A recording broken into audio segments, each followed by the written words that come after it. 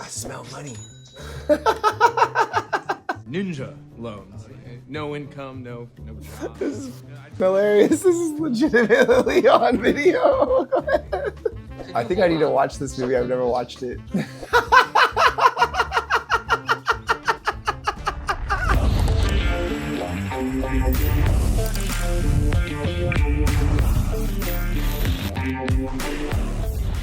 Do you remember the movie The Big Short? Well, my name is Joshua Nieves, and I've been in the lending industry for 24 years. And The Big Short nailed a lot about the housing bubble, but some things were definitely exaggerated. So today we are gonna take a look at some of the most outrageous scenes from The Big Short. Well, my firm offers ninja loans. No income, no job. I just leave the income section blank if I want. Corporate doesn't care. These people just want homes, and they go with the flow. Good for you. Your companies don't verify.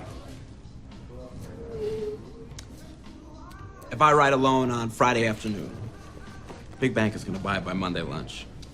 Yeah, same here. Do people have any idea what they are buying? I focus on the immigrants, Once they find out they're getting a home, they sign where you tell them to sign. Don't ask questions, don't understand the rates. Fucking idiots. Yeah. And you target immigrants too. Their credit actually isn't bad enough for him. Look, I'm a yield guy. Okay. I make $2,000 on a fixed rate prime loan, right? But I can make $10,000 on a subprime adjustable. Trust me, I'm not driving a 7 Series without strippers.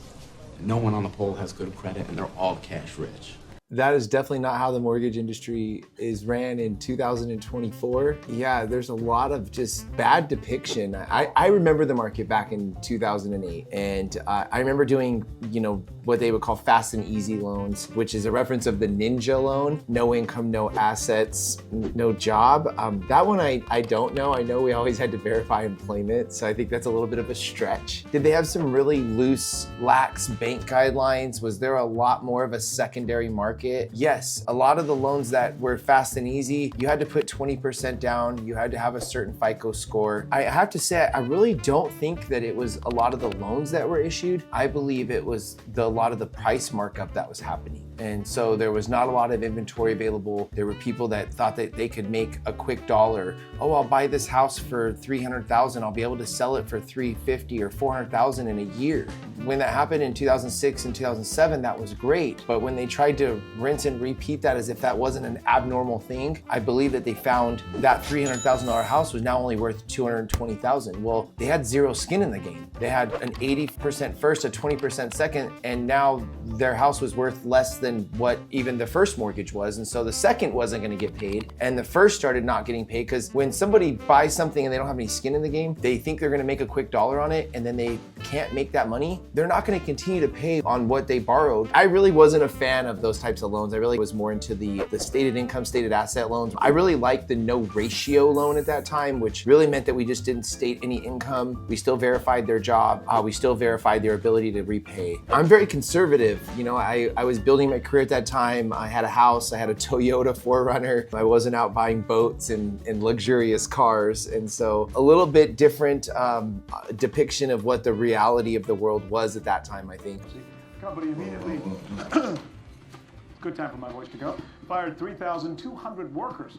The manufacturing index. Ooh, mortgageimplode.com. I think I woke up every day to 10 or 15 banks just being closed. It was crazy. There's actually a website that documented the constant closing of the banks. You can't help but enjoy it. There's no fucking way. There's no fucking way that the big banks are that stupid. Hi, Kathy.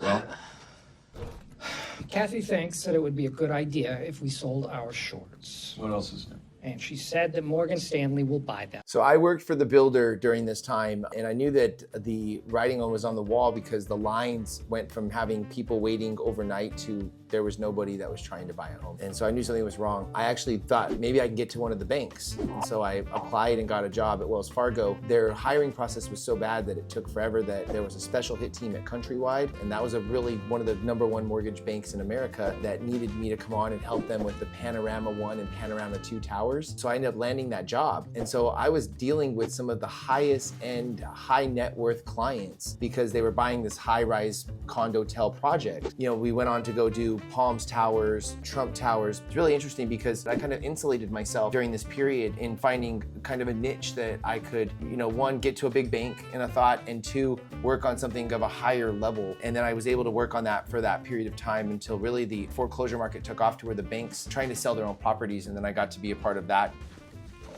This is your basic mortgage bond. All right? The originals were simple. They were just thousands of AAA mortgages bundled together, guaranteed by the US government. The modern ones are different. They're private. Somewhere along the line, these Bs and double Bs went from a little risky to dog. I'm talking rock bottom FICO scores. No income verification. Adjustable rates, dog. The default rates are already up from 1% to 4%, fellas. And if they rise to 8%, and they will, a lot of these triple Bs are going to 0 too. No one is paying attention because the banks are too busy getting paid obscene fees to sell these bonds. When the market deems a bond too risky to buy, what do you think we do with it? Take a guess.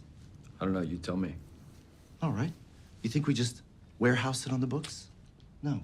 We just repackage it with a bunch of other stuff that didn't sell and put it into a CDO. What is that?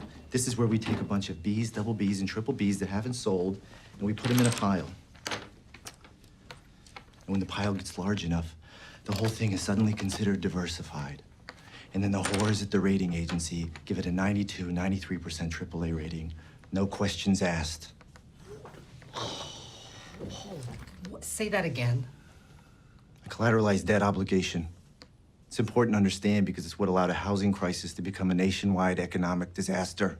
It's like almost watching a perfect explanation of the past. They would take the subprime loans and they would package up 80% of the subprime loans, and then they would put 20% of the prime loans in it, sell it as if it was a AAA rated bond package of all of these mortgages, when really majority of the mortgages were Bs, Cs. That's where they were false in that package. And so it wasn't the loans that were being created, it wasn't the loan officers, it was the way that they were selling the security. So I was just a small little loan officer in my mid-20s, happy to be making, you know, barely $100,000 a year, $150,000 a year, to find out like all of the banking loans that we were selling were not even properly securitized, and then the fingers pointed as if we did something wrong. That was the funniest thing ever. I hope this breakdown helped make sense of some of the financial jargon and showed you how accurate or exaggerated some of these moments are. The 2008 crash was devastating, but it also brought a lot of changes to the industry that still affect us today. From stricter lending standards to more transparency, it is clear that we have learned a lot. But as you've seen, there's always room to question and understand what's really going on behind the scenes in finance. If you like this video, don't forget to like, subscribe,